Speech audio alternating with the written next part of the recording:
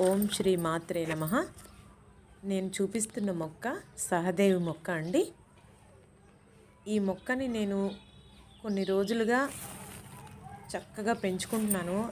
మేము ఒక దిశలో పెట్టుకోవాలని నిర్ణయించుకున్నానండి. నేను కూడా ఒక వీడియో చూడడం జరిగింది. ఆ తర్వాత ఈ మొక్క గురించి తెలుసుకున్నాను. ఈ మొక్క సహదేవి మొక్క అండి. ఈ సహదేవి మొక్కని మనకి ఎంతో సహాయం చేసే మొక్కగా తెలుపబడింది.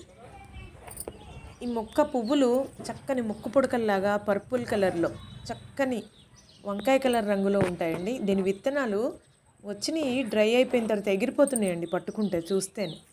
ఈ సహదేవి మొక్క మనకి ఎదుటి వాళ్ళు మనల్ని చూడగానే ఆకర్షితులు అవుతారని విన్నాను. నిజమే అండి అది. ఆ మొక్కను పెంచుకుంటుంటే చూస్తుంటేనే ఎంతో ఆహ్లాదకరంగా అనిపిస్తుంది.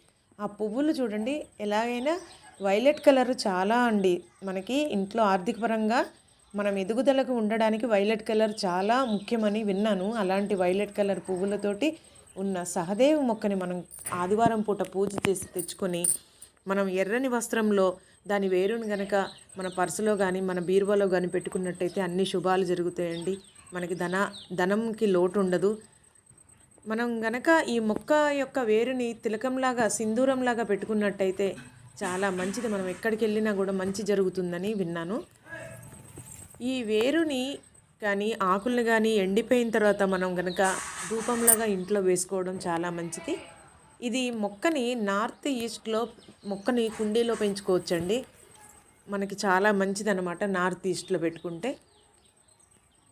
ఈ సహదేవి మొక్కని ఈ గింజలు డ్రై అయిపోయిన తర్వాత ఎగిరిపోతున్నాయండి. ఎవరికన్నా కావాలి అంటే చెప్పండి. చాలా మొక్కల్ని సేకరించి నేను పంపిస్తాను. ఉన్నాయండి, గింజలు ఉన్నాయి చాలా వరకు. ఓం శ్రీ